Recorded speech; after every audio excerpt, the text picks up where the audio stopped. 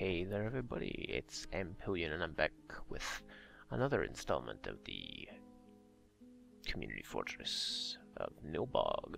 And we are in year 114, which doesn't really matter too much because I haven't actually been, posting those. Or it's I kind of wish the calendar would be, or the, seasons and dates and stuff would be listed on the main screen, but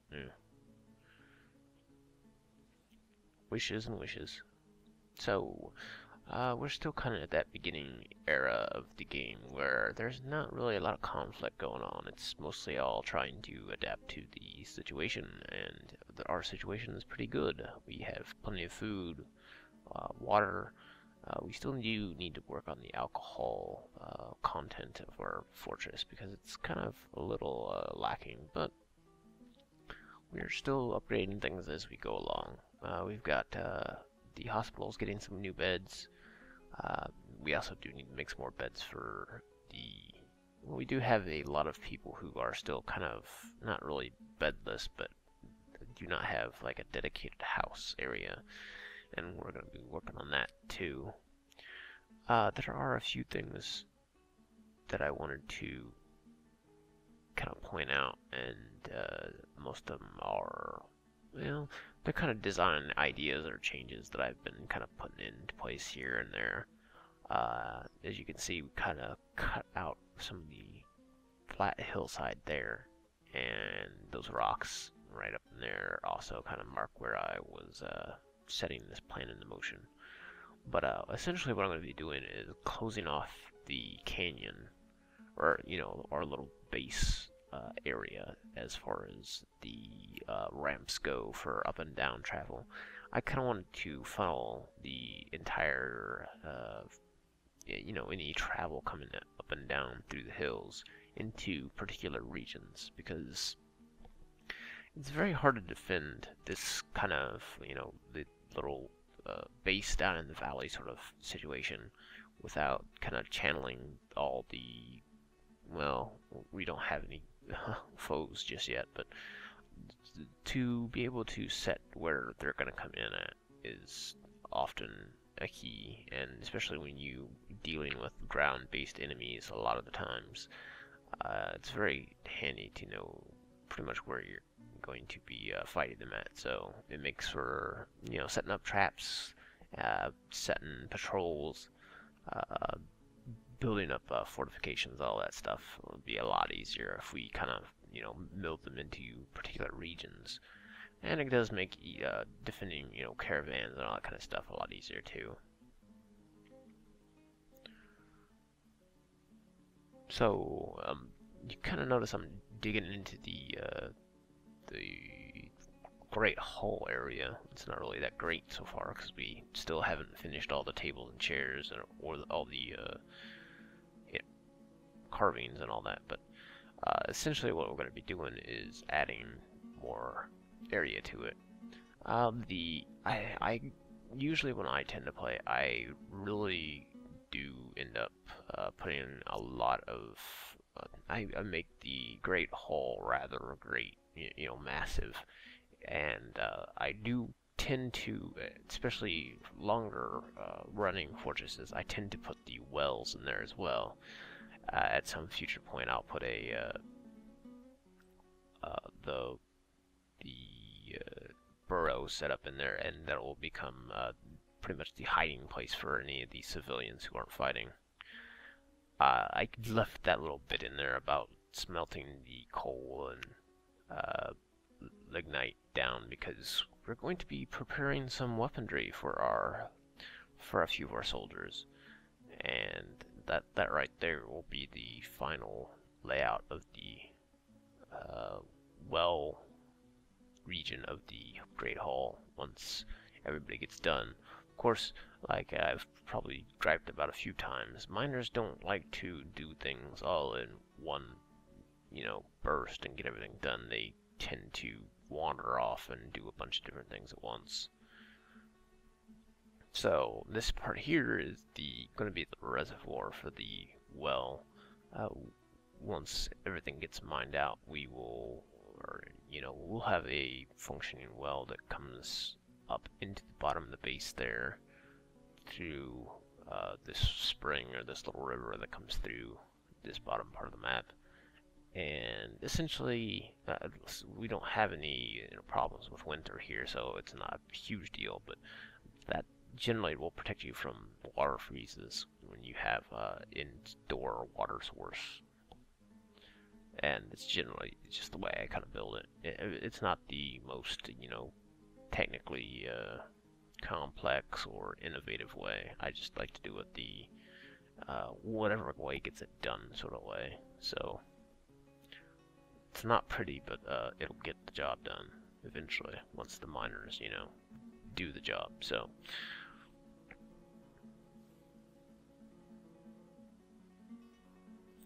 a lot of this actually was about a 50-minute block of me playing, and a good third of it was me hunting around in the stocks because I was constantly trying to find items that I thought I had, such as bones or the coal and such. And I cut to this real quick because I was like, oh, hey, nerdy kid is getting rather attached to a copper battle axe, which isn't a real big deal, but I'd much rather have our team using something useful, such as a proper iron axe or better. So I was kind of already on the idea of creating the axes prior to him getting the idea to grow attached to a rather poor quality axe. So, and you noticed I kind of had the order to make some bone bolts, and I didn't have any bones at all, which is kind of one of the things that I miss out on from the older Dwarf Fortress. There was a lot more opportunities to get bones early on. I mean, I could just butcher some of the random animals out there, but I started, butchering these turkeys just because I was like, well, they supposedly drop bones. So I butchered a couple of them to get some bones, so I could, get to work on that. And, well, I kind of noticed that they actually don't. So I don't know if it's just the wiki entry lying to me, or if maybe they have different bone numbers for maybe they're not full maturity yet. I don't know, but I butchered a couple turkeys for essentially nothing. But I guess that's meat and leather, so hey, they're not going to waste. They're just they got butchered. Not that it matters because we have a bunch of turkeys to replace them. So, and I kind of just wanted to show off the fact that our little turkey farm, as it is, essentially is quite loaded with I would have to say about 40 or 50 poults at this point. And I just kind of liked the idea of just watching them run around through the map. As soon as I had hatched them, and since I don't have the doors like force locked anymore, because I tend to lock originally I was locking the nursing box or the nest boxes up, and pet birds will even get in there and nest sometimes. Well, they wouldn't be able to get into the nest boxes, so I just left them open, and this is the end result. Once the next the wave of poults hatches, they immediately run out the door and wander around the fortress in a large sea of red lowercase t's. And they are all eventually dragged back up into the other cage area for the poults. Like I said, I think we have probably about 50 of them by the time this video is over. That's kind of the only real big downside, I guess, to turkeys, is that they are slower to mature than some of the other birds. While they do produce a lot of eggs, and from what the wiki says, they are probably the best for just pure egg production. I do like to mix it up, but I don't really like to, just in the old days, it used to be you could just make plump helmets, and that was all you really needed to do to make a fortress run. Well, it's not all that interesting, so I like to keep a large variety of things here and there. And then this is essentially part 2 of the fortifications. I'm essentially going to have like a large gate over the front area here that will essentially, if anything's coming through the river area or up through the east side of the map, essentially, they will have to come up through this middle part of the fortress. Again, like I said, it'll pretty much just keep it easy to defend. So if guys are coming in from the east, I will know pretty much where they're going to come from. And I believe I have the iron bars necessary to finally take care of the bar problem, or not the bar problem, the axe problem. So we will create some axes, and they will be made.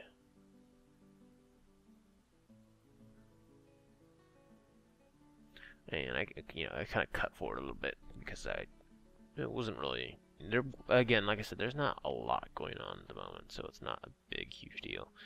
And I noticed this in editing. I kind of botched this up and probably should have given one of the axes to Nerdy Kid since he is actually an axe dwarf. But we'll eventually get around to giving everybody decent axes.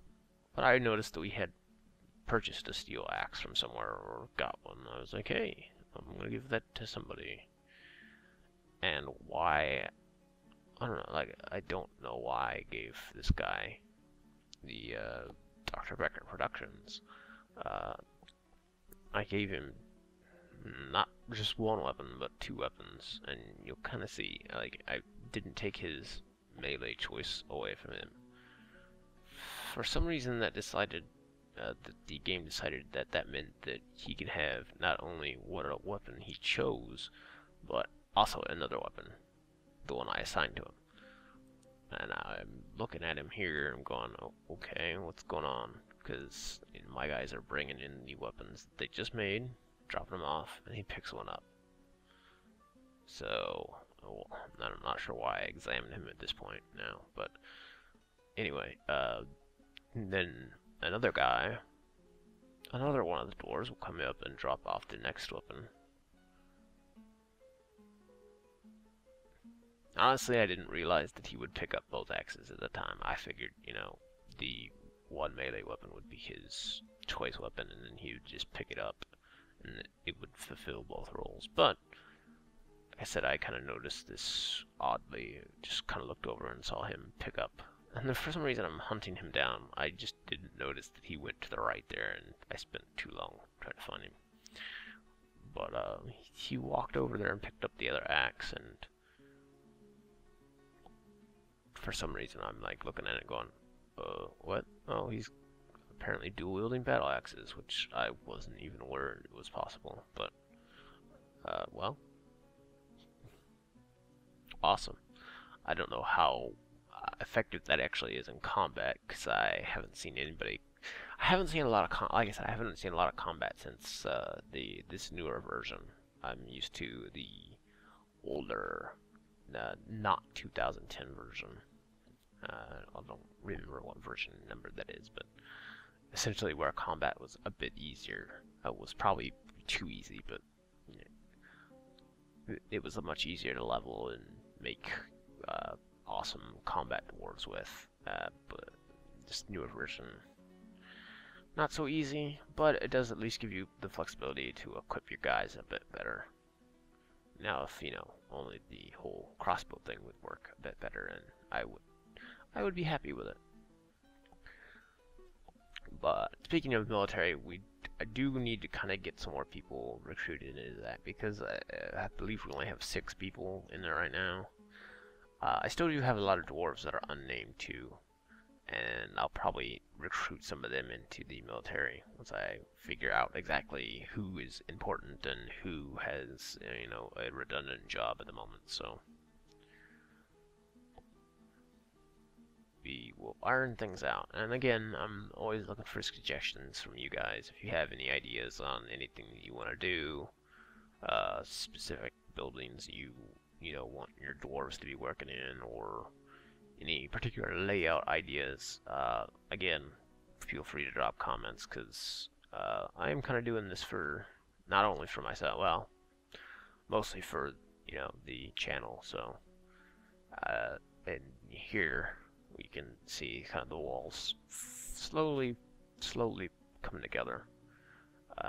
Again, I will probably have that bottom part of the wall will connect to this canyon that's been kind of leveled out over here, with the ramps off of it. The wall will come over and across to that point.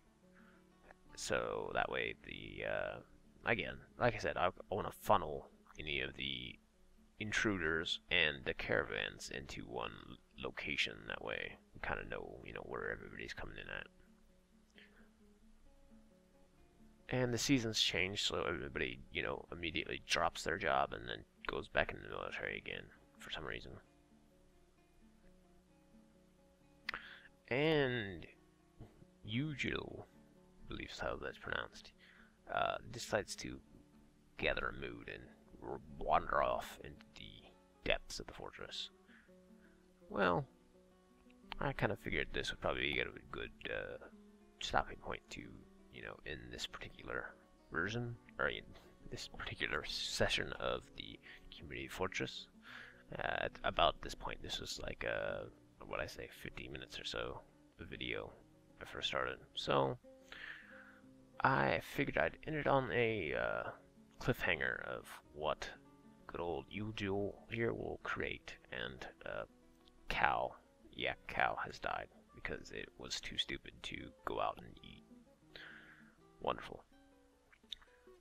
Alright, well, hopefully, folks, I can get out some more of these videos sometime soon. I will probably work on the next one this weekend.